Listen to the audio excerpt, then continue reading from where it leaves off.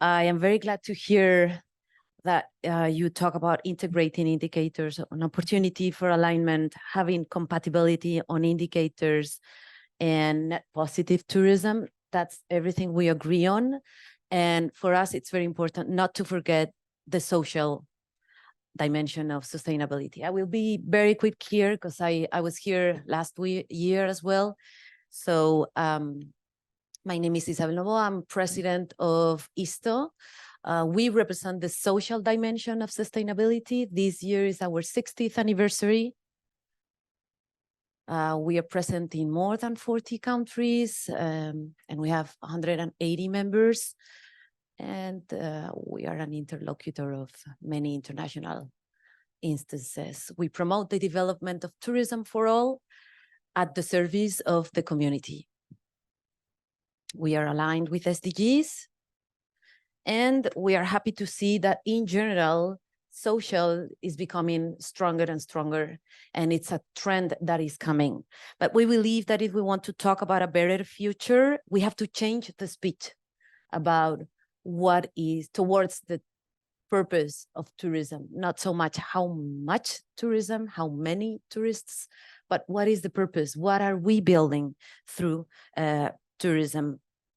In that sense, we are looking at a people positive tourism. We believe we have to focus on how we behave when we travel and the products that we design for those travelers to come. So we are seeing some interesting and important trends in the world. One of them is precisely one of the latest documents from UNWTO, and you can see the Palma Declaration as well, where all the ministries from the European Union signed this pathway towards social sustainability of tourism.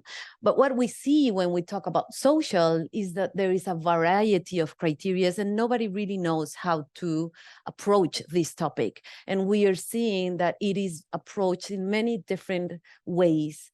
And what we want to do is lead this conversation and try to organize in order to have this alignment and integrated indicators so that we all are able to speak the same language, which right now is not happening. We also would love to have in mind a future observatory of social, fair, and sustainable tourism for all. We believe social has to be standardized, and we see that on destination level and on operational level as well. Okay, that's that. Thank you.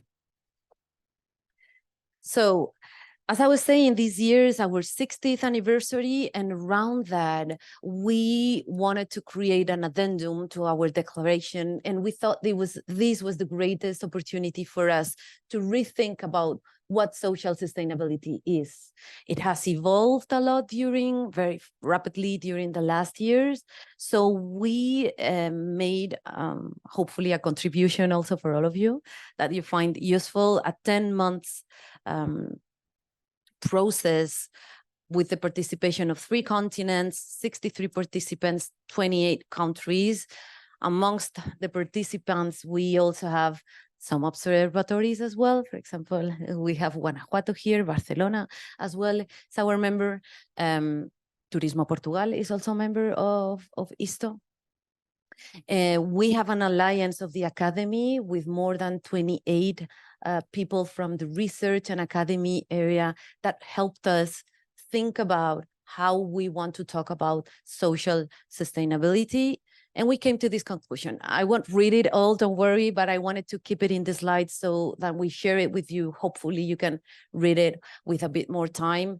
But mainly it is about taking into account the social aspects of tourism for the people living in the places visited, the workers in the sectors, and the visitors themselves, aiming to controlling the negative impact of tourism on present and future populations and on their social, cultural, financial, and environmental resources, amplifying the sustainable social benefits for all residents, workers, and visitors in terms of accessibility, inclusion, and strengthening of social ties, encouraging participatory governance in tourism development, and promoting responsible and respectful behavior towards both visitors and the people and the places they visit. this was the outcome. It is a longer document. We will share it as well, but I wanted to highlight this definition. And then with that definition, we also made this process of how do we measure it? Where do we start? Can we find an agreement on how we all agree we should start talking about social? And for that, we hosted 3 workshops in 2 continents with more than 140 participants in 45 destinations, one of which we had the pleasure of having Dirk as a participant. We did a workshop only for destination and public institutions, but also we had people from the private sector participating.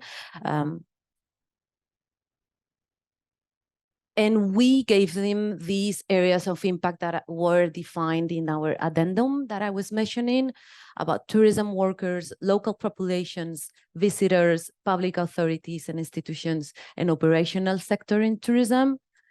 And we worked on indicators.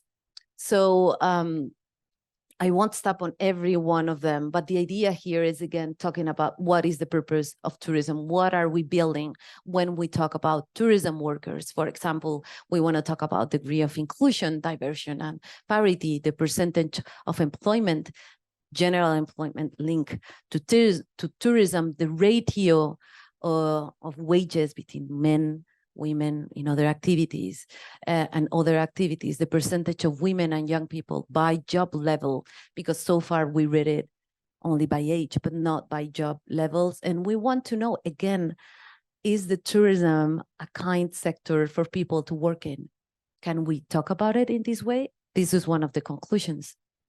When we talk about local population, the tourism pressure, we have included some references because some observatories are already measuring it, but some others aren't. So what we suggest is, why don't we all use the same indicator so that we can aggregate and have global conclusions on what is, in this case, for example, the tourism pressure. The percentage of residents who consider that tourism is rather beneficial for the destination. This is something that Barcelona has been using for a couple of years now. Percentage of community participation in the tourism sector, worker, trader, or entrepreneur, not only direct, but also indirect. This would also give the local communities the global vision of how is tourism contributing to the local development. The percentage of citizen participation in tourism decision-making. When we talk about visitors, the percentage of tourism participation, and this, which is so seems almost basic when we talk about domestic tourism, what percentage of population actually access to tourism is something that has very different criterias in how we build these indicator. Some destinations talk about visitors, and they are different than persons. Some define it as at least spending, when we talk about holidays, it's at least 4 nights out. Some others say, no, it's 1 night out. So again, we have this variety where, for example, organizations such as ours, like ISTO, we cannot even talk about what percentage of population actually travels. And we are talking about the most basic of things, right? That should be step 1. We don't even have it. Isabel, if you allow me right Yes. now that everybody in the room is listening to exactly what you are just saying right now, because yesterday I pointed at the domestic tourism dimension, which is totally underestimated. What you are just telling us right now, what we long time ago, I mentioned yesterday, Miriam, what we learned in Guanajuato, this underestimated 95% of the tourism movement, which we don't see in data. And what you are just saying right now, I just want to stop, otherwise this is overlooked, overheard. I just want to reiterate that that is still, despite the fact that we have a clear definition of what is a tourist, was an overnight, we have this, but 95% of these elements are usually not taken into account because it's movements which fall under the radar. Thank you very much for pointing that out. Thank you, Dirk. I will accelerate, but you can see the perspective that we are bringing the tourist rating according to degree of accessibility of the destination. The idea here is not to measure the level of accessibility of a destination on certification, but what is the perception of tourists towards accessibility, and of course, citizen security. And we also have public institutions, like the percentage of budget, how much of it was executed, the number of countries with specific tourism, social tourism program, the weight of social tourism in budget in terms of compared with the rest of the tourism budget, the percentage of public policies supporting.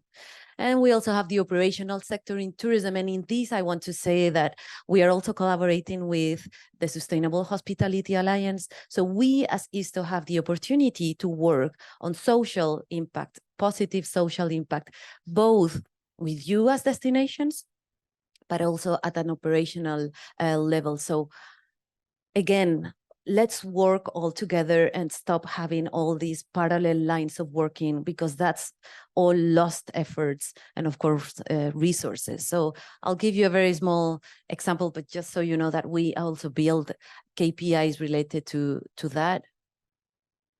Some resources, el Observatorio de Antigua Guatemala, Estado de Guanajuato, Observatorio de Turismo Social de Argentina, Observatory of Tourism in Barcelona. So join us measuring the purpose of tourism. We are available. We are happy to collaborate. And I invite you all to contact us and work together on talking the same language when we talk about social. Thank you.